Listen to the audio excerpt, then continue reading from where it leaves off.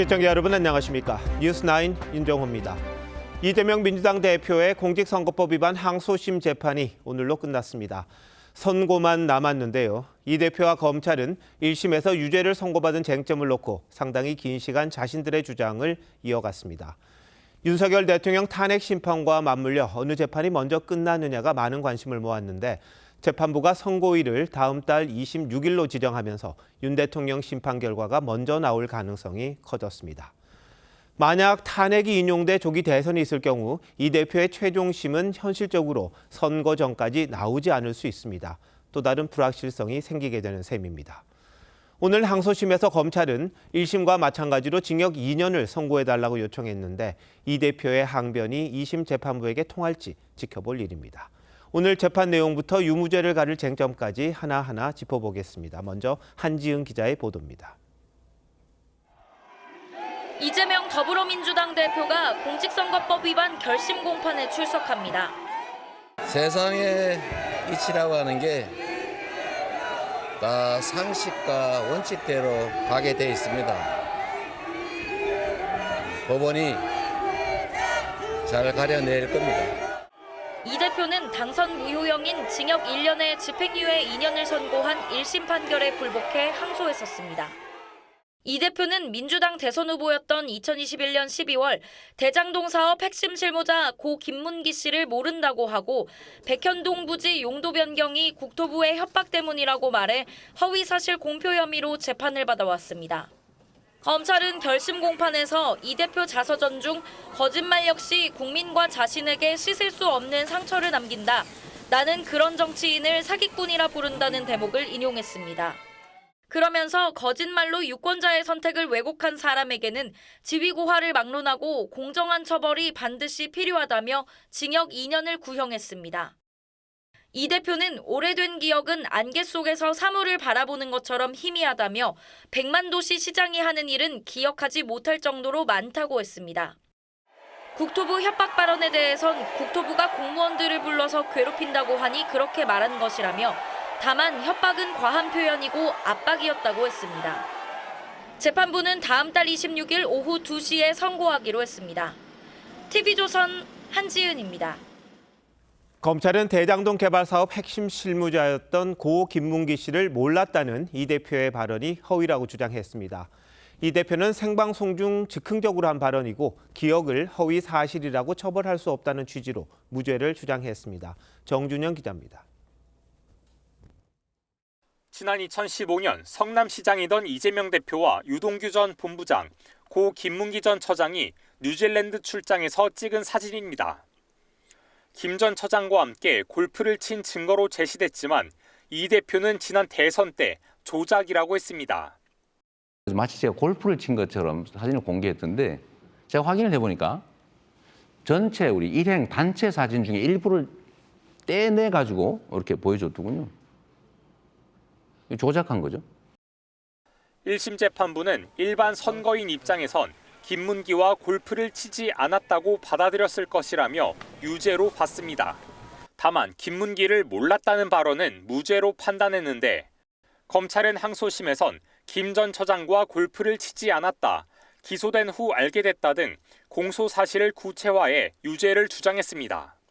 시장 재직 때는 몰랐고요. 네. 그러니까 뭐 하위 직원이었으니까 그때 당시 아마 팀장. 이 대표 측은 생방송에서 즉흥적으로 답변한 것이고 기억에 대한 발언을 공직선거법상 허위사실 공표죄로 처벌할 순 없다고 반박했습니다. 검찰은 김 전 처장과의 골프는 사전에 은밀히 준비됐고 시간은 5시간이었다며 잊기 어려운 기억이라고 지적했습니다. TV조선 정준영입니다. 2021년 국정감사에서 이 대표가 백현동 부지 용도 변경 과정에 국토부에 협박이 있었다고 말한 것도 이번 항소심 재판의 핵심 쟁점입니다. 1심 재판부는 국토부 요구가 아니라 이 대표 스스로 용도를 변경한 거라며 유죄로 판단했는데 이 대표는 2심에서도 국토부의 압박을 주장했고 검찰은 담당 공무원 누구도 협박받은 적이 없다고 반박했습니다. 이재준 기자가 보도합니다. 검찰은 지난 2021년 민주당 대선 후보였던 이재명 대표의 국정감사장 발언을 허위 사실로 보고 재판에 넘겼습니다. 만약에 안 해주면 직무유기 뭐 이런 걸 문제 삼겠다고 협박을 해서 1심 재판에 증인으로 나온 성남시 공무원들이 협박은 없었다고 증언했지만 이 대표는 증인들은 검찰이 무서웠을 것이라고 항변했습니다. 하지만 1심 재판부는 용도 변경은 국토부 요구가 아닌 이 대표 스스로 검토해 변경한 것이라 못 박았습니다. 용도 변경은 성남시가 적절히 판단할 사항이라고 명시한 국토부 공문도 유죄 판단의 근거가 됐습니다. 이 대표는 오늘 항소심 결심에서도 국토부가 의무 조항을 가지고 시를 압박하는 입장이었다고 했습니다. 또 국토부가 성실 의무 위반, 비협조 등으로 징계할 수 있어 공무원들이 스트레스였다고 주장했습니다. 검찰은 이 대표는 대장동 리스크가 현실화되자 비난을 돌릴 제3자가 필요했다며 치밀하게 준비해 전국에 생방송되는 국정감사를 활용했다고 했습니다. 또 성남시와 국토부 공무원 23명이 이 대표의 반복 질문에 하나같이 협박도 소문도 없었다고 했다며 협박을 한 사람도 받은 사람도 없다고 했습니다. TV조선 이재중입니다. 이재명 민주당 대표의 선거법 위반 재판과 탄핵 심판 시계가 함께 돌아가고 있죠. 가정이긴 합니다만 만일 조기 대선이 있을 경우 이재명 대표가 피고인 신분으로 후보가 되고 대통령에 당선될 경우 남은 재판은 어떻게 되는지를 놓고 벌써 논란이 일고 있습니다. 대통령의 불소추 특권이 어디까지 적용되는 건지 김주영 기자와 따져보겠습니다. 김 기자, 먼저 이재명 대표는 사법 리스크가 자신의 당선에는 문제가 없다고 보는 거죠? 네, 이 대표는 대통령은 재직 중 형사상소추를 받지 않는다는 헌법 84조를 들어서 당선이 되면 진행 중인 재판은 중지된다는 입장입니다. 이 대표는 지난주 한 방송에 출연해서 84조의 소는 기소를 의미하고 추는 소송 수행을 말하는 것이라면서 대통령 당선이 되면 재판이 정지된다는 게 다수설이라고 했습니다. 자, 그럼 정말 법조계에서 재판 정지가 다수설입니까? 이게 다수설이라고 말하기엔 무리가 있습니다. 학계 의견은 팽팽하게 나뉩니다. 이 대표 말대로 현직 대통령을 재판에 세워서는 안 된다는 게 법 취지라는 의견이 있고요. 재직 전의 범죄에도 적용이 된다. 따라서 이재명 대표가 얘기한 것처럼 일단 대통령이 되면 지금 진행 중인 재판은 정지된다. 그렇게 해석해야 된다는 거죠. 반대로 새로운 사건을 기소할 수 없다는 것이지 이미 진행 중인 재판은 중단해선 안 되고 권력자의 특권은 엄격하게 적용하는 게 맞다는 의견도 팽팽합니다. 기소가 됐다면 재판은 중단되지 않는다고 해석하는 게 맞고요. 대부분의 헌법학자들의 견해도 권력자에게는 불리하고 엄격하게 해석하는 게 우리 헌법의 해석이다라는 측면으로 확립됐던 거죠. 그런데 형사 재판을 받고 있던 후보가 출마한 적이 있습니까? 네, 2017년 홍준표 당시 자유한국당 후보가 성완종 리스트 관련해서 대법원 재판 중에 출마했었는데요. 이때는 여야가 지금과 정반대의 입장이었습니다. 당시 홍 대표는 대통령 재임 중에는 재판이 정지된다고 주장했고 민주당은 이미 기소된 사건이라 대법원에서 2심 무죄가 파기되면 대통령직을 상실한다는 의견이었습니다. 홍 대표가 당선이 되지 않았고 같은 해 12월 대법원 무죄 판결을 받으면서 결론은 나지 않았습니다. 당시 홍 대표는 무죄가 됐었군요, 2심에서. 지금과는 좀 다른 상황일 수도 있는 것 같은데. 근데 조기 대선이 이루어진다면 이 대선 전에 이 대표의 선거법 위반 사건 최종심이 나옵니까? 네, 조기 대선이 이뤄진다면 5월 중순이 될 텐데 이 대표 상고심 시작까지 절차만 최소 한 달이 걸려서 그 전에 판결이 나긴 어렵습니다. 상고가 제기되면 고등법원이 14일 이내에 소송 기록과 증거물을 대법원에 송부하고요. 대법원이 소송 기록 접수 통지서를 이 대표에게 송달합니다. 이 대표가 20일 이내에 상고 이유서를 내면 대법원 재판이 시작됩니다. 2심 재판 때는 이 대표가 소송 기록 접수 통지서 서류를 받는 게 늦어지면서 재판 개시에 2달 가까이가 걸리기도 했습니다. 네, 그럼 결과적으로 조기 대선이 있을 경우에 이 대표의 최종심 결론은 나지 않는다 이렇게 되는데 그럼 재판 여부는 누가 결정합니까?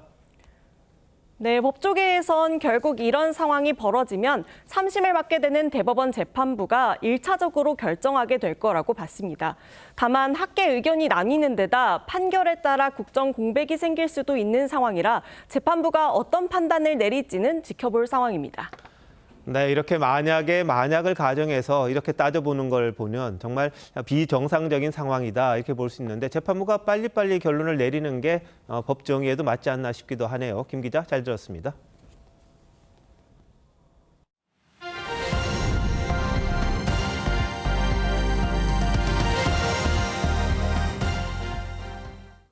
어제 11차 변론기일을 마지막으로 윤석열 대통령에 대한 탄핵 심판은 선고만 남았습니다. 윤 대통령은 68분 동안 쉼 없이 최후 진술을 했는데 준비해온 원고를 대체로 차분히 읽었습니다만 야당의 예산 삭감이나 본인을 향한 수사를 언급할 땐 언성이 높아지기도 했습니다. 먼저 이낙원 기자가 전합니다. 윤 대통령은 밤 9시 5분 최후 진술 시간에 맞춰 헌재 심판정에 나왔습니다. 존경하는 재판관 여러분, 그리고 사랑하는 국민 여러분. 윤 대통령은 단상에 손을 올린 채 차분하게 77쪽 원고를 읽어 내려갔습니다. 야당의 국방 예산 삭감을 언급하는 부분에선 목소리에 힘이 들어갔고 도대체 누구의 지시를 받아서 이렇게 핵심 예산만 딱딱 골라 삭감했는지. 야당의 폭주를 지적할 땐 강조하는 단어를 반복해 말하기도 했습니다. 마치 정부를 마비시키는 것이 유일한 목표인 것처럼 국회의 권한을 마구마구 휘둘러 왔습니다. 본인에 대한 수사를 언급할 땐 국회 측을 한참 동안 바라보며 언성을 높이기도 했습니다. 언론에 배포된 원고엔 없던 문장입니다. 저 역시도 수사 업무에 26년간 종사한 사람이지만 이렇게 여러 수사 기관들이 무차별적으로 한 사건에 달려드는 꼴은 본 적이 없습니다. 이 부분에선 감정이 격해진 듯 종이를 휙 넘기기도 했습니다. 윤 대통령은 단 두 모금 물을 삼키고 68분 동안 헌정사상 첫 현직 대통령 탄핵 변론 최후 진술을 이어갔습니다. TV조선 이낙원입니다. 윤 대통령은 12.3 비상계엄이 계엄 형식을 빌린 대국민 호소였다는 주장을 이어갔습니다. 국회의 해제 요구를 받아들여 곧바로 병력을 철수했다며 의원을 끌어내라고 지시했다는 건 상식에 맞지 않는다고 했습니다. 이어서 신유만 기자입니다. 윤석열 대통령은 12.3 비상계엄은 과거의 계엄과는 완전히 다르다고 주장했습니다. 망국적 위기 상황임을 알리기 위한 계엄이었다는 겁니다. 무력으로 국민을 억압하는 계엄이 아니라 계엄의 형식을 빌린 대국민 호소입니다. 국회의 계엄 해제 의결권을 방해하려 했다는 의혹도 강하게 부인했습니다. 터무니없는 얘기입니다. 상식적으로 이렇게 해서 도대체 뭘 어떻게 하겠습니까? 관련자들의 증언과 엇갈리는 부분입니다. 내부로 들어가서 의원들을 끌어내라. 대통령님께서 문을 부셔서라도 국회의원을 끄집어내라. 윤 대통령은 독재와 집권 연장을 위한 비상계엄이었다는 야당의 비판에 대해서는 공작 프레임이라며 정말 그럴 것이었다면 고작 280명의 실무장도 하지 않은 병력만 투입했겠느냐고 했습니다. 2시간짜리 내란이라는 게 있느냐고도 했습니다. 어떻게든 대통령을 끌어내리기 위한 선동 공작입니다. 윤 대통령은 최후 진술에서 민주당 등 야당을 총 54번, 비상 33번, 간첩은 25번 언급했습니다. TV조선 신유만입니다. 윤 대통령의 최후 진술이 있기 전 국회 측 정청래 탄핵소추단장도 최후 진술을 했습니다. 정 단장은 변론 중에 울먹이고 애국가 가사를 읊으며 재판관들의 감성에 호소했습니다. 김도영 기자입니다. 헌법재판소 심판정에선 정청래 국회 탄핵소추 단장이 지난 1988년 안기부에 체포된 경험담을 꺼냅니다. 서울 을지로 어디 몇쯤 한 호텔로 끌려가 수건으로 감정이 복받친 듯 울먹이던 정 단장은 다시 힘겨운 듯 말을 이어갔습니다. 주먹질 발길질로 고문 폭행을 당했습니다. 정 단장은 우리 국민들이 이룬 세계적 성취를 언급하며 애국심을 강조했습니다. 영화 기생충, 오징어 게임 BTS의 나라, 문화 강국, 올림픽 금메달의 스포츠 강국 대한민국을 윤석열 대통령이 계엄 선포라는 내란을 저질러 헌법을 파괴하고 국가를 심리적 내전 상태에 빠지게 했다고 했습니다. 사상자 없이 끝난 계엄을 강조한 윤 대통령을 향해 염치가 있어야 한다고 했습니다. 경고성 계엄이고 아무 일도 안 일어났으니 또 계엄을 하시겠습니까? 사람이라면 염치가 있어야 합니다. 정 단장은 재판관들에게 만장일치 탄핵을 요청하며 애국가 가사를 읊기도 했습니다. 동해물과 백두산이 마르고 닳도록 하나님이 보호하사 우리나라 만세. 감정적 호소에 상당 시간을 할애한 정 단장의 최후 진술은 40여 분 동안 이어졌습니다. TV조선 김도영입니다. 탄핵 심판 마지막 변론 기일엔 양측 변호인들도 치열하게 맞붙었습니다. 개인적 경험을 거론하며 탄핵 인용이나 기각의 필요성을 호소했고 감정 섞인 말도 오갔습니다. 화제가 됐던 주요 발언, 조윤정 기자가 정리했습니다.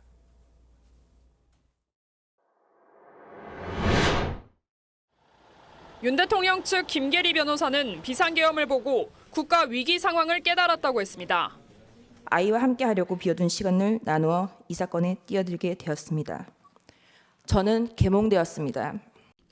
국회 측 이금규 변호사는 군 복무 중인 아들이 생각났다며 분노와 배신감을 느낀다고 했습니다. 너무 무섭지만 내 아이가 계엄군이 되는 것은 더더욱 끔찍한 일이었습니다. 윤 대통령 측은 국회에 공산 세력이 드글드글하다며 23명 국회의원들의 전과를 줄줄 읽기도 했습니다. 주한미국 대사관을 점거하고 폭탄 투척 및 방화를 기획한 혐의로 징역 2년을 살았다. 국회 측은 거친 언사로 윤 대통령을 비판했습니다. 광인에게 다시 운전대를 맡길 수는 없습니다. 윤 대통령의 30년 멘토인 정상명 전 검찰총장은 윤 대통령의 인간적 면모를 부각했습니다. 선배로서 죄송하다는 말씀을 올립니다. 단지 자기 소신이 확실합니다. 자유민주주의와 국민 주권에 대한 확신합니다. 국회 측은 무속 논란을 꺼냈습니다. 배우자에 대한 의혹은 피청구인이 가장 큰 리스크였다고 할 수 있습니다. 손에 왕자를 새기고 나타난 인물. 11번의 치열한 공방이 마무리되고 이제는 오롯이 헌재의 시간입니다. TV조선 조윤정입니다. 헌법재판소가 윤 대통령보다 한덕수 총리에 대한 탄핵 심판 선고를 먼저 하기로 했다는 소식 어제 저희가 단독 보도해드렸습니다. 내일 마은혁 헌법재판관 후보자를 임명하지 않은 데 대한 헌재의 판단이 나오는데 최상목 권한대행 대신 이르면 다음 주 복귀할 가능성이 큰 한 총리가 임명 여부를 결정할 가능성도 크다는 관측입니다. 다음 달 중순까지 줄줄이 선고가 예정된 사건들의 결과를 보면 윤 대통령 탄핵 여부도 엿볼 수 있다는 해석이 있습니다. 정민진 기자가 취재했습니다. 헌법재판소가 이달 초 한 차례 연기된 마은혁 재판관 임명 보류에 대한 위헌 여부 선고를 내일 하겠다고 밝힌 가운데 최상목 권한대행은 임명 여부를 놓고 다시 고심 중인 걸로 전해졌습니다. 여권 관계자는 한덕수 총리의 복귀 가능성이 높아진 상황이라 최 대행이 서둘러 결정해야 할 부담도 줄어든 셈이라며 위헌 결론이 나더라도 한 총리 선고 이후 절차를 진행하는 게 맞다고 했습니다. 정부 관계자는 현재로선 헌재 결정을 존중하고 각계 의견을 수렴할 것이란 방침에 변함이 없다고 전했습니다. 다만 야권에선 여전히 최 대행이 마은혁 재판관을 임명해야 한다고 요구하고 있습니다. 마은혁 재판관을 반드시 임명해야지 법무부에 법제처에 의견 조율을 해도 지금도 토를 달고 있단 말이에요. 아직 결정이 안 났기 때문에 가정에 의해서 답변드리기가 좀 어려워서. 내일 마은혁 후보자를 시작으로 한 총리와 체제의 감사원자, 윤석열 대통령까지 탄핵 심판 선고를 줄줄이 앞둔 헌재 내부는 긴장감이 역력한 분위기입니다. 한 법조계 인사는 대통령 탄핵 심판 선고 이전에 최소 3차례 선고가 나온 셈인데 각 재판관들의 판단을 가늠할 수 있는 잣대가 될 것이라고 했습니다. TV조선 정민진입니다. 윤 대통령 최후 진술에 대해 국민의힘은 긍정적인 평가를 내놨습니다. 특히 윤 대통령이 제안한 임기 단축 개헌은 진정성이 있다며 당장 후속 작업에 들어갔습니다. 장윤정 기자의 보도입니다. 국민의힘 권영세 비대위원장은 윤석열 대통령이 임기 단축 개헌을 대통령의 과업으로서 최후 변론에 담았다고 평가했습니다. 아주 옳은 말씀이라고 생각을 하고 대통령도 본인 마음속 깊은 곳에서 그 진정성을 가지고 얘기하셨다고 평가를 하고 있습니다. 친윤계에선 정치개혁을 완성하겠다는 점에 공감한다는 반응이 이어졌습니다. 정치개혁을 완성하겠다는 의미에서 저는 굉장히 의미 있는 메시지를 던지셨다라고 생각을 하고요. 국민의힘은 당내 최다선인 주호영 의원이 이끄는 개헌특위를 내일 출범시키고 자체 개헌안부터 만들겠다는 계획입니다. 개헌의 필요성을 강조하며 개헌의 전제인 대통령 복귀의 당위성도 동시에 알리겠다는 의도로 해석됩니다. 한 여권 관계자는 1987년 개헌엔 넉 달이 걸렸다며 여야 합의만 있다면 빠른 기간 내 가능하다고 했습니다. 정대철 헌정회장을 비롯해 나라를 걱정하는 원로 모임도 우원식 국회의장과 간담회를 열고 개헌 논의를 촉구했습니다. 다음 주부터는 서울역에서 개헌 촉구를 위한 서명운동도 시작합니다. 다만 당 일각에선 대통령 변론에 승복과 통합의 메시지가 없어 아쉽다는 반응도 나왔습니다.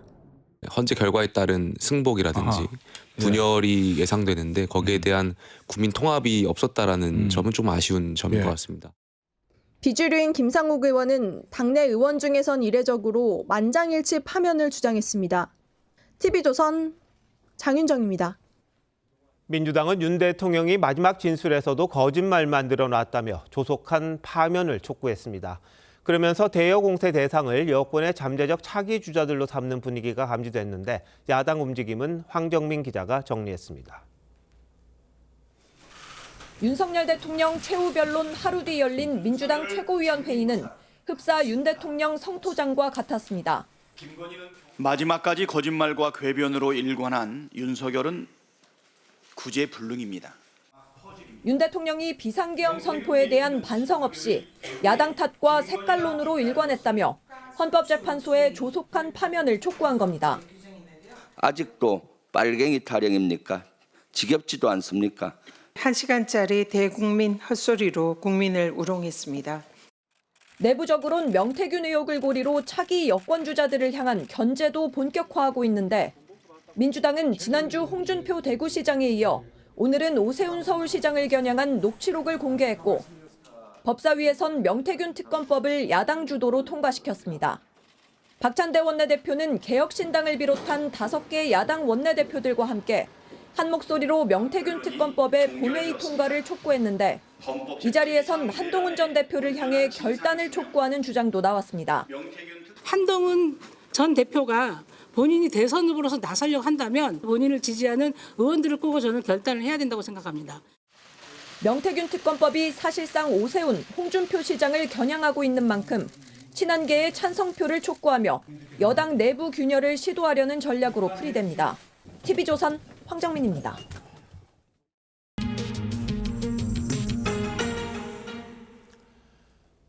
윤 대통령 어제 최후 진술 이후 그동안 헌재에 초점이 맞춰져 있던 정치권의 움직임도 여러 기류로 나타나기 시작했습니다. 오늘 뉴스터 코너에선 정치부 김아린 기자와 변론 종결 이후의 정치권 기류 자세히 짚어봅니다. 자, 김 기자, 대통령실부터 뭔가 기류가 확 달라졌다는데 정책 관련 브리핑도 했습니까? 네, 맞습니다. 계엄 사태 이후 완전히 중단됐던 언론 브리핑이 거의 석 달 만에 재개됐습니다. 물론 현안이 아닌 저출생 정책 관련 내용이긴 했지만요. 고위 관계자가 카메라 앞에 섰다는 자체만으로도 여러 해석이 나올 수 있는 대목입니다. 여기에 윤 대통령의 어제 최후 진술의 핵심이 임기 단축 개헌이 맞다는 설명과 함께 각자 위치에서 최선을 다하겠다 이런 각오까지 밝혔고요. 주말 비서실장이 주재하던 수석 비서관 회의, 실습이라고 부르는데요.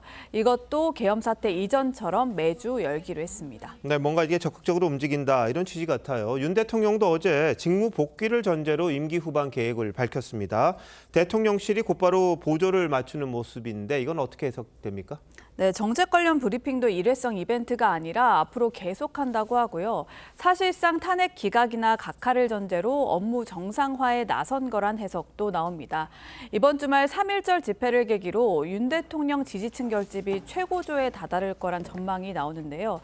대통령실이 적극적인 태세 전환에 나선 것도 이번 주 보수 결집 시나리오와 무관치 않다는 시각도 있습니다. 네, 그런데 여당 상황은 어떻게 봐야 할지 좀 다른 대목이 있습니다. 대통령실과는 기류가 조금 다르다 이런 얘기도 나오던데. 네, 대통령 탄핵이 인용될 경우에 곧바로 대선 체제에 돌입해야 하는 여당의 사정은 다를 수밖에 없습니다. 그동안 헌재 재판 진행 과정 등에 대해 비판 목소리를 내왔던 여당 지도부 기류가 조금 바뀌는 모습인데요. 오늘 당장 지도부 일정부터 보면 충남과 호남 지역의 당협 광역 기초의원 연수 현장을 간 게 있었고요. 또 윤 대통령에 대한 직접적인 언급보다는 민주당을 향한 비판에 집중하는 모습이었습니다. 당 지도부의 한 관계자는요, 어제 원내대표를 비롯한 의원들이 헌법재판소 방청을 간 건 어느 정도 상황을 정리하는 차원이라면서요. 앞으로 대통령 관련 메시지보다는 지지층 결집에 집중할 계획이라고 전했습니다. 또 윤 대통령의 개헌 발언을 고리로 당분간 개헌을 이슈화하는 데 주력할 것으로 보입니다. 선거제 개편과 4년 중임제 등으로 이재명 대표를 압박하면서 이슈를 주도하겠다는 계획입니다. 네, 가정이긴 합니다만 조기 대선에 대비해야 하는 잠룡들, 여권의 잠룡들, 메시지 변화가 불가피할 듯합니다. 네, 맞습니다. 오세훈 서울시장은 오늘 한 인터뷰에서요, 대통령의 말에 공감은 한다고 했는데 선택한 수단은 무리수였다는 점을 분명히 했습니다. 최근 중도층 이탈 흐름이 나타나는 상황도 염두에 둔 걸로 보입니다. 한동훈 전 대표도 오늘 그 저서에서 계엄에 대해서는 분명한 입장을 밝혔는데요. 공식 활동을 하게 되면 윤 대통령에 대해서는 좀 더 분명한 선을 그을 가능성이 있어 보입니다. 네, 당과 대통령실 그리고 여당 주자들 사이에서는 의견이 좀 엇갈리고 행동도 좀 다른 것 같은데 그에 비해서 야당은 그런 고민은 없죠? 네, 그렇습니다. 이미 대통령 파면을 내세우고 조기 대선 모드에 들어간 만큼 단일 대우가 유지되곤 있지만요. 이재명 대표의 사법 리스크는 여전히 변수입니다. 앞서 보신 것처럼 이 대표가 한 달 뒤에 2심 선고를 받게 되는데 만약 다음 달 중순에 윤 대통령 탄핵이 인용될 경우 한창 당내 경선이 진행될 시기에 2심 결과를 받아들게 됩니다. 2심에서도 의원직 상실형이 나온다면 민주당 경선은 물론 향후 정치권 움직임에도 파장이 적지 않을 것으로 보입니다.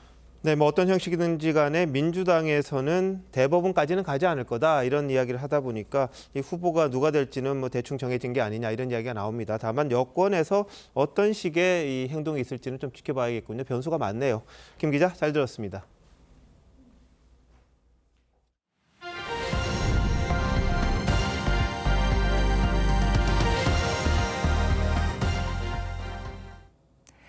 검찰이 공수처의 영장기각 은폐 의혹에 대한 수사에 들어갔습니다. 검찰은 지난주 대통령 변호인단의 고발에 앞서 이미 공수처에 수사 기록 누락 경위를 묻는 공문을 보냈다고 합니다. 검찰이 일찍이 혐의점을 파악했다는 뜻으로도 볼 수 있는데 한송원 기자가 단독 취재했습니다. 검찰은 최근 공수처가 송부한 윤석열 대통령 사건 기록 중 일부가 누락된 정황을 포착했습니다. 경위를 확인하기 위해 공수처에 공문을 보냈고 공수처는 다른 사건과 관련된 기록이라는 취지로 답변한 것으로 전해졌습니다. 그런데 공문 송달 시점이 지난 21일보다 앞섰던 것으로 파악됐습니다. 21일은 대통령 변호인단이 공수처의 영장기각 은폐 의혹을 검찰에 처음 고발한 날입니다. 서울중앙지방법원에 윤석열 대통령 영장을 청구한 사실이 없습니다라고 공식 회신하였습니다. 명백한 거짓말로 국민을 기만한 것입니다. 수사당국 관계자는 이른바 영장 쇼핑 논란 등 비슷한 의혹으로 이미 고발된 사건이 있었고 일부 기록이 확인되지 않아 공문을 보냈다고 했습니다. 검찰이 어느 정도 혐의점을 판단한 걸로 볼 수 있는 대목입니다. 어제 국회에 출석한 오동훈 공수처장은 윤 대통령 사건 관련 기록은 빠짐없이 보냈다는 점을 수차례 강조했지만 전혀 지금 윤석열 대통령에 대한 형사 기록에 빠진 기록이 전혀 없습니다. 비슷한 질문이 반복되자 일부 여지를 남겼습니다. 대통령 관련된 수사를 쭉 하다가 좀 남은 수사가 있으면은 다른 사건 수사를 위해서 또 남아 있는 게 있을 수 있는 거네요. 한번 살피는 보겠으나 지금 구체적으로 지금 남아 있는 게 있는지에 대해서는 지금 이 자리에서는 말씀드리기가 좀 어렵습니다. 한 검찰 관계자는 통상 사본 형태로라도 모두 제출하는 게 원칙이라고 말했습니다. TV조선 한송원입니다. 검찰이 오세훈 서울시장의 후원자였던 걸로 알려진 김한정 씨에 대해 압수수색을 벌였습니다. 김 씨는 오 시장을 위해 여론조사 비용을 명태균 씨 측에게 대납한 의혹을 받고 있는데 오 시장 측은 의혹을 전면 부인하며 빠른 수사를 촉구한다는 입장을 냈습니다. 류태영 기자입니다. 김한정 씨가 지난해 12월까지 사용했던 사무실입니다. 2달 전에? 아까 저 검찰을 검찰은 김 씨가 대표인 공정과 상생학교 사무실과 주거지 압수수색에 나섰습니다. 명태균 씨 측근이었던 강혜경 씨는 2021년 서울시장 보궐선거 당시 김 씨가 미래한국연구소에 오 시장을 위한 미공개 여론조사 비용을 대납했다고 주장했습니다. 오 시장과 안철수 의원의 단일화를 앞두고 진행된 5차례의 여론조사 비용 3,300만 원을 후원자 김 씨가 대신 냈다는 겁니다. 검찰이 강제 수사에 착수하자 오세훈 시장 측은 수사가 더 빠르게 진행됐어야 했다며 하루빨리 결론이 나길 바란다고 밝혔습니다. 또 오 시장은 당시 명 씨의 사기 조작 미공표 여론조사를 통해 수혜를 입은 사실이 전혀 없다고 강조했습니다. 앞서 명 씨 측은 오 시장이 김영선 전 의원에게 SH 사장 자리를 약속했다고 했는데 김영선, 명태균이 있는 자리에서 다선 의원인 김영선 의원이 도와주시면 SH 서울주택도시공사 사장 자리를 주겠다. 민주당이 오늘 명 씨 녹음 파일을 추가 공개한 데에 대해 오 시장 측은 사기꾼의 거짓말을 무차별 유포한 민주당에 법적 조치를 취하겠다고 밝혔습니다. TV조선 류태영입니다. 어제 경기 안성의 교량 붕괴 사고는 안전수칙을 제대로 지키지 않아 일어났을 가능성이 높습니다.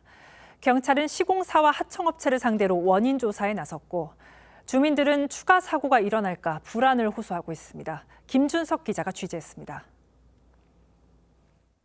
50m 높이 교각 위에 철제 구조물이 아슬아슬하게 걸려 있습니다. 다리 아래엔 무너져 내린 콘크리트 잔해물이 산더미처럼 쌓여 있습니다. 인근 주민들은 추가 붕괴가 일어날까 불안하기만 합니다.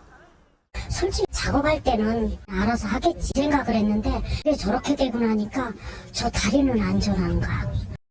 차를 몰고 집을 나서다 사고를 목격한 주민은 아직도 가슴이 뜁니다. 커브를 펴는데 뭐가 킥 소리가 나요. 네. 중국대가 흔들리는 거예요. 차에서 내려서 이렇게 보니까 없어요. 사고 수습이 될 때까지 교량 아래 국도가 통제되면서 통행도 불편해졌습니다. 못 봤어요. 어떻게 나가는 거야? 미치 모르겠네. 신천을 들어가야 되는데 시간이 있는데. 한 희생자 유족은 고인이 일주일 전 찍었다는 공사 현장 영상을 보여주며 사고 위험성을 미리 알았던 것 같다고 말했습니다. 제 생각에서는 조금 위험해서 찍은 것 같긴 해요. 그렇죠. 그 기계 돌아가는 소리에 바람 부는 소리에. 경기남부경찰청은 시공사와 하청업체 등을 상대로 사고 원인 조사에 본격 착수했습니다. 원인 어느 대표님도 말씀하실 거고요. 경찰은 국과수와 산업안전공단 등 4개 기관과 함께 모레 합동 감식을 할 예정입니다. TV조선 김준석입니다. 제주도의 한 사찰에서 중국인들이 유골함을 훔친 뒤 해외로 도피하는 사건이 발생했습니다. 사찰 측에 되찾고 싶으면 돈을 보내라고 협박도 했습니다. 이들은 비자 없이 자유롭게 입국할 수 있는 제도를 악용해서 제주에 들어온 건데 최근 이런 외국인 범죄가 늘고 있습니다. 노도일 기자입니다. 그제 새벽 1시가 넘은 시간, 아무도 없는 사찰 납골당에 검은 옷에 마스크와 모자를 쓴 남성들이 나타납니다.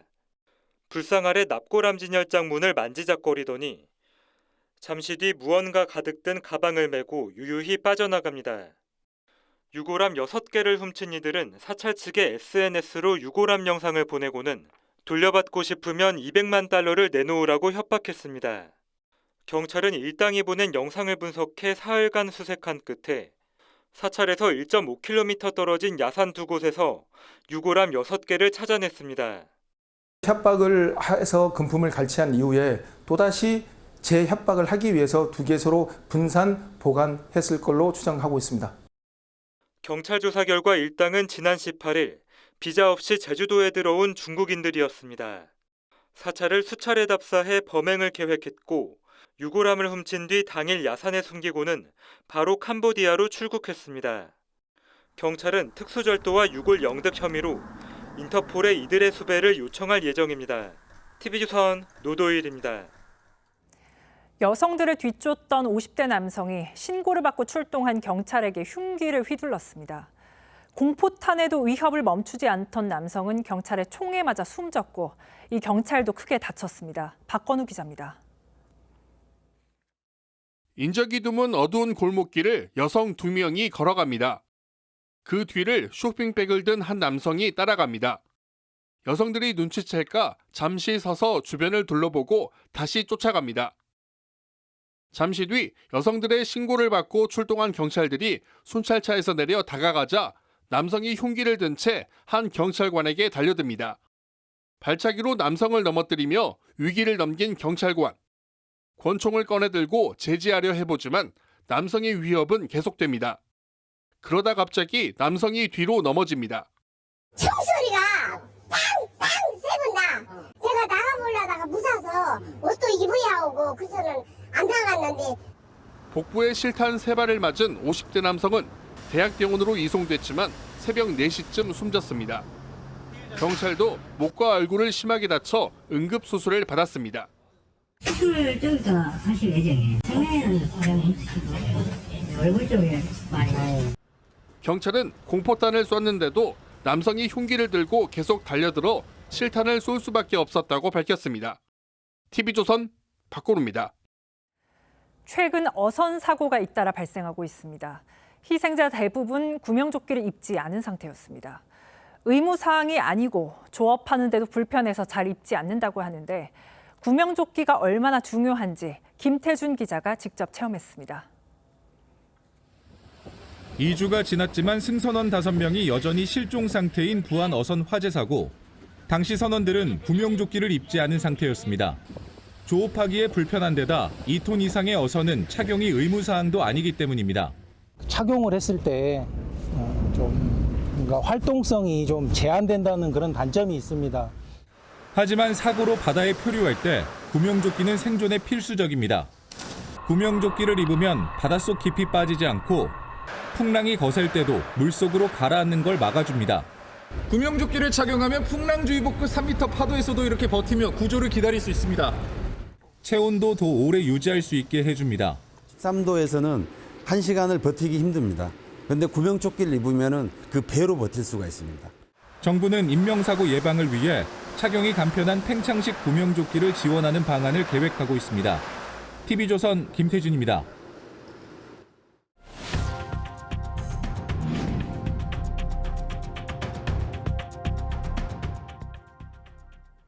외국의 한 저명한 학자가 대한민국이 완전히 망했다라고 말할 정도로 저출산 고령화 문제는 우리나라의 심각한 위기입니다. 저희 TV조선은 이 문제의 현실과 해법을 진단하는 연속 보도를 준비했습니다. 오늘은 그 첫 순서로 9년 만에 반등한 출산율을 짚어보겠습니다. 정부는 정책 효과가 나타났다며 반기고 있지만 전문가들은 이 상승 흐름을 이어가기 위해선 정책 확대를 주문하고 있습니다. 윤서하 기자입니다. 코로나 이후에도 빈자리가 많았던 인천의 한 산부인과 신생아실. 지난해 하반기부터 태어나는 아이들이 부쩍 늘면서 의료진들도 분주한 모습입니다. 둘째, 셋째 산모들이 좀 많이 늘어나는 경향이 있어서 현장에서도 출산율 증가가 직접적으로 체감이 됐었습니다. 지난해 출생아 수는 23만 8천여 명으로 1년 새 8천 명가량 늘었습니다. 출생아 수가 증가한 건 2015년 이후 9년 만입니다. 0.72명대까지 추락했던 합계 출산율도 예상을 깨고 0.75명으로 급적 반등했습니다. 정부는 코로나 이후 결혼이 크게 늘어난 데다 출산 장려 대책도 한몫했다고 평가했습니다. 많게는 1억 원이 넘는 기업과 지자체의 출산 장려금, 아파트 특별 공급, 특례 대출 등이 주요했다는 겁니다. 지자체나 정부 차원에서 이제 지원금이라든지 이런 부분을 지원하는 그런 정책을 내고 있기 때문에요. 하지만 여전히 갈 길은 멉니다. 1.51명의 평균 출산율을 보이고 있는 OECD 국가 중에서는 여전히 최하위입니다. 깜짝 반등일 뿐이라는 지적도 있습니다. 반등했다는 의미보다도 일단은 더 이상 안 떨어졌으니까 아마 좀 저점을 좀 지났다가 좀 정책적 원인을 찾는 것은 시기상조인 것 같고요. 전문가들은 한 가정이 아닌 우리 사회가 아이를 키운다는 인식 변화와 함께 일 가정에 양립할 수 있는 정책적 지원도 확대돼야 한다고 강조했습니다. TV조선 윤서아입니다. 의대생들의 수업 거부가 1년 넘게 이어지면서 이번 학기도 전국 의대의 80%가 개강을 미루고 있습니다. 이런 가운데 정부가 내년도 의대 정원을 증원 이전 수준으로 돌릴 수 있다는 뜻을 내비쳤습니다. 의정 갈등의 변곡점이 될 수 있을지 최원영 기자가 보도합니다. 이틀 전 의대 학장들과 교육 정상화 방안을 논의한 이주호 부총리 겸 교육부 장관. 이 자리에서 이 부총리는 2026학년도 의대 정원을 3,058명으로 돌릴 여지가 있다는 뜻을 전한 것으로 알려졌습니다. 3,058명은 증원 이전 수준으로 의대생 복귀를 전제로 학장들의 요구안을 검토할 뜻을 비쳤다는 겁니다. 의정 갈등을 해소도 중요하지만 또 국민들의 다양한 의견 등을 고려할 때 사회적 대타협을 통해서 해결해야 한다 이렇게. 이 부총리는 의사협회에도 정원 동결을 제시하며 접촉에 나선 것으로 전해집니다. 의료계의 증원 원점화 요구를 수용해 1년 넘도록 계속되고 있는 의정 갈등 해소 계기를 마련할 수 있다고 본 겁니다.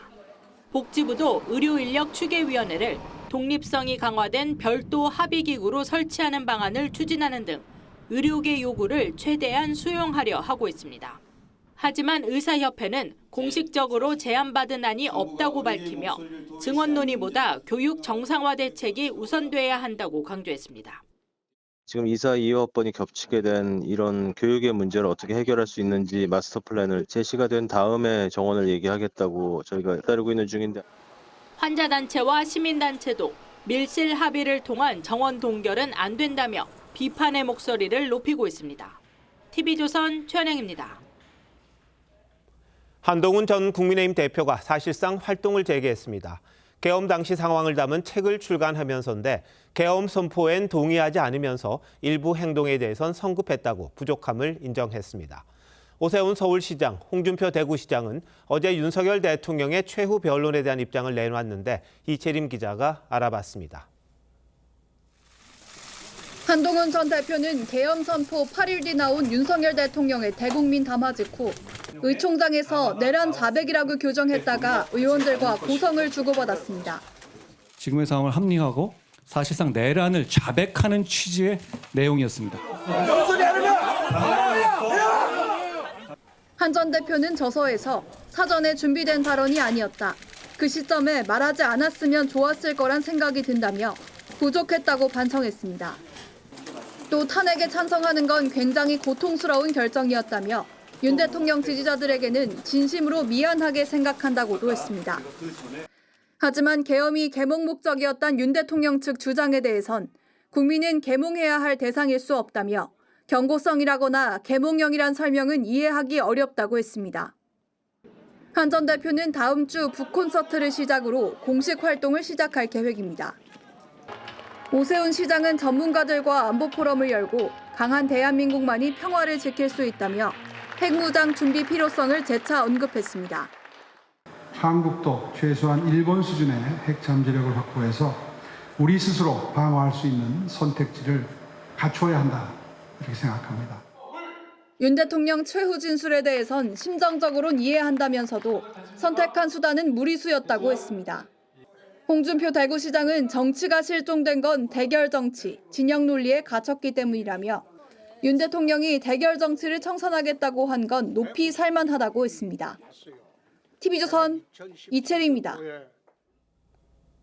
최근 경제 성장을 강조하고 있는 이재명 대표의 말과 달리 민주당은 기업들이 반대하는 상법 개정안을 오늘 법사위에서 강행 처리했습니다. 오른쪽 깜빡이를 켜고 왼쪽으로 도는 일이 반복되는 건데 특히 오늘 이 대표가 한동훈 전 국민의힘 대표에게 거친 표현을 써 공방이 오가기도 했습니다. 무슨 일이 있었는지 장세희 기자가 취재했습니다. 한동훈 전 대표는 자서전에서 이재명 같은 사람이 대통령이 되면 전례를 내세워 사법부를 통제하고 자신의 유죄 판결을 막으려고 몇 번이고 계엄을 할 수 있다고 주장했습니다. 이 같은 내용이 알려지자 민주당 이재명 대표는 한 전 대표가 자신이 생각하는 대로 보고 있다며 사자성어인 불안돈목을 인용해 반박했습니다. 부처 눈에는 부처가 보이는 것이고 개 눈에는 뭐만 보인다고 합니다. 한 전 대표는 이 대표 발언이 알려진 지 1시간도 안 돼 저는 기꺼이 국민을 지키는 개가 되겠다. 재판 잘 받으시라며 이 대표의 사법 리스크를 언급했습니다. 이 대표는 앞서 최고위원회의에서 주주에 대한 이사의 충실 의무 등을 담은 상법 개정을 촉구했습니다. 일단 반대하고부터 보는 그런 자세로 국정을 어떻게 책임지겠습니까? 일단 반대, 그렇게 해서는 만년 야당도 하기 어렵습니다. 오늘 법사위 문턱을 넘은 상법 개정안은 내일 본회의에서 야당 주도로 처리될 걸로 보이는데 재개의 반발에도 불구하고 개미 투자자들의 찬성 여론이 높다고 판단한 것으로 보입니다. 대신 이 대표는 경제계를 달래기 위해 경제단체와 긴급 간담회를 여는 방안을 검토 중입니다. 이 대표는 다음 달 1일 열리는 야 5당 공동집회에 비상계엄 사태 이후 처음 참석하는 걸 시작으로 범야권 연대에도 본격적으로 나설 계획입니다. TV조선 장세희입니다. 각종 정책의 사업가미 업무를 거침없이 드러내고 있는 미 트럼프 대통령이 이번엔 영주권을 놓고 장사에 나선 모습입니다. 우리 돈 72억 원을 내면 영주권을 주겠다는 겁니다. 기존의 투자 이민 제도는 공짜나 다름없다면서 폐지를 선언했습니다. 김자민 기자입니다. 트럼프 대통령이 거액을 내면 미국 영주권을 주는 새 비자 프로그램인 골드카드 정책을 발표했습니다. 영주권 가격은 500만 달러, 우리 돈 약 72억 원입니다. Wealthy people will be coming into our country by buying this card. They'll be wealthy and they'll be successful and they'll be spending a lot of money and paying a lot of taxes and employing a lot of people. 골드카드는 시민권을 얻는 강력한 길이라고 홍보하며 판매 시점을 약 2주 뒤로 잡았습니다. 미국 법인에 최소 13억 원을 투자하면 영주권을 주던 기존 투자 이민 제도는 헐값이라며 폐지를 선언했습니다. 불법 이민자를 추방하고 출생 시민권을 폐지하는 등 이민 문턱을 높이면서 부자들에게는 문호를 활짝 열어준 셈입니다. 트럼프는 골드카드 판매로 7천조 원 이상의 수익을 기대했는데 정부가 직접 돈을 받을 경우 사실상 영주권 장사란 비판을 피하기 어려워 보입니다. 5 trillion. Wow. And if you sell 10 million of the cards, that's a total of $50 trillion. Well, we have 35 trillion in debt. That'd be nice. 철강과 알루미늄에 이어 구리에 대한 관세 부과 가능성도 시사했습니다. 구리 수입이 국가 안보에 미치는 영향을 조사하라고 지시한 겁니다. 한국은 지난해 구리 제품 5억 7천만 달러 상당을 미국에 수출해 관세 도입 시 영향권에 들 전망입니다. TV조선 김자민입니다. 남미 칠레에서 대규모 정전이 발생해 국토의 90%가 암흑에 갇혔습니다. 정전은 9시간 동안이나 지속됐는데 칠레 정부는 국가 비상사태를 선포했습니다. 황선영 기자입니다. 멈춰선 지하철에서 내려 손전등에 의지해 역을 빠져나옵니다. 에스컬레이터를 걸어 올라오느라 지친 기색이 역력합니다.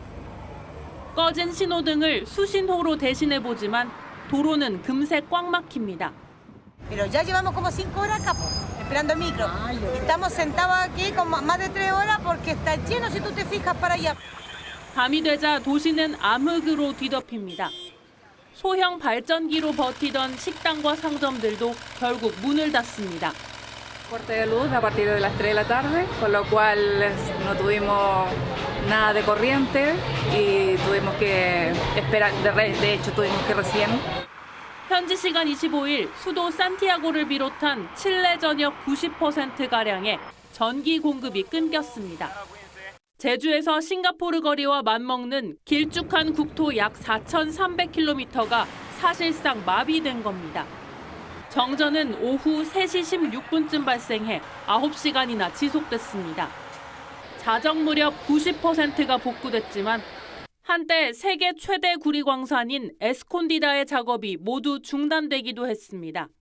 Tomé la decisión de decretar estado de excepción por catástrofe entre la región de Arica y Parinacota. 칠레 정부는 테러 등 외부 공격 때문은 아니라며 송전선 장애 문제를 원인으로 추정하고 있습니다. TV조선 황선영입니다. 두 차례나 연기되면서 파행을 겪었던 대한축구협회장 선거에서 정몽규 현 회장이 4선에 성공했습니다. 각종 논란에도 85%가 넘는 압도적인 득표율을 기록했습니다. 이다솜 기자입니다. 제55대 축구협회장 선거에서 승리한 정몽규 현 회장이 지지자들의 박수를 받으며 단상 위로 올라섭니다. 그야말로 압도적 지지였습니다. 정몽규 회장은 총 유효 투표 183표 중 156표를 얻으며 4선에 성공했습니다. 허정무, 신문선 후보자는 각각 15표, 11표에 그쳤습니다. 85%가 넘는 득표율은 정몽규 회장도 예상하지 못했던 결과입니다. 이번 마지막 추위는 유난히 길었던 것 같습니다. 이제 날씨도 풀리고 축구에서도 봄이 왔으면 좋겠습니다. 두 차례나 선거가 연기되는 파행이 있었지만 그 기간 다양한 축구인들을 만나며 소통했던 부분이 정 회장이 생각하는 승리 요인입니다. 곧바로 임기가 시작되지만 과제는 산적해 있습니다. 정몽규 회장의 징계를 요구하는 문체부와 축구협회의 법적 다툼을 비롯해 바닥에 떨어진 축구 팬들의 신뢰도 회복해야 합니다. 잘 설명드리면 하나하나 그 오해를 풀어갈 수 있지 않을까 이렇게 생각을 합니다. 선거 기간 날선 비판으로 대립했던 신문선 후보자는 악수로 정 회장을 축하했습니다. 허정무 후보자는 예상 밖의 참패에 모습을 드러내지 않았습니다. 강도 높은 쇄신을 예고한 정 회장의 네 번째 임기는 오는 2029년까지입니다. TV조선 이다솜입니다.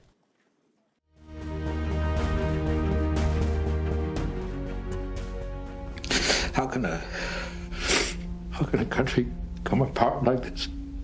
What have I done wrong? I did what I thought was right.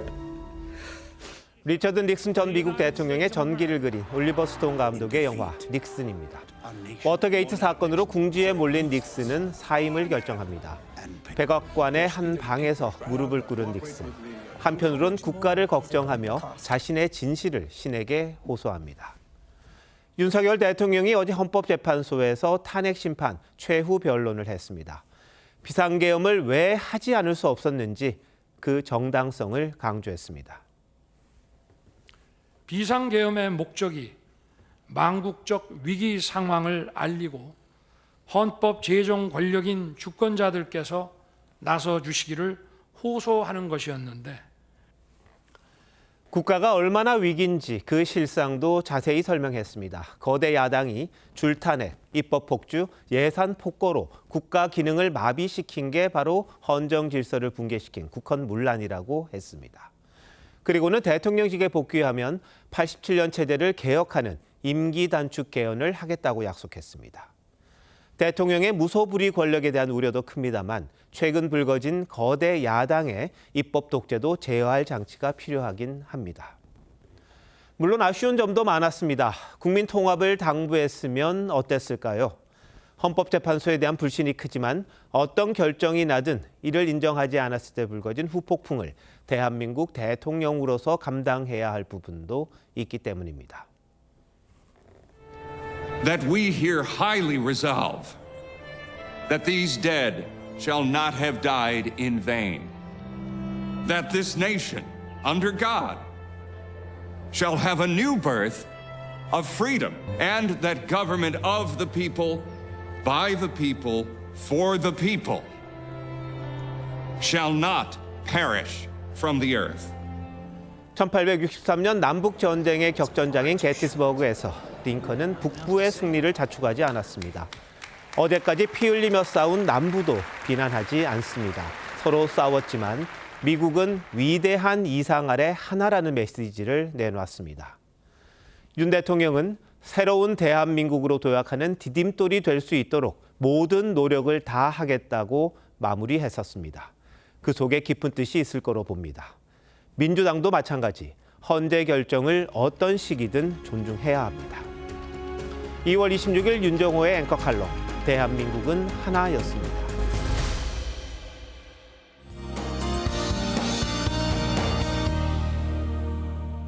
지금은 황사가 대부분 흩어졌습니다. 내일은 오후부터 국외 미세먼지가 유입되면서 중부 지역의 먼지 농도가 높게 나타나겠고요. 제주는 종일 나쁨 수준 보이겠습니다.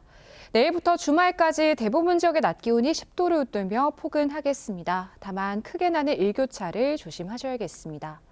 대기의 건조함은 좀처럼 나아지지 않고 있습니다. 내일까지 영동과 경북 동해안 산지에 바람도 강하게 불어서 산불을 포함한 각종 화재 예방에 유의하시기 바랍니다. 내일 새벽부터 오전 사이 수도권과 충남에 안개가 끼겠습니다. 늦은 오후부터 제주도에서는 비가 내리겠습니다.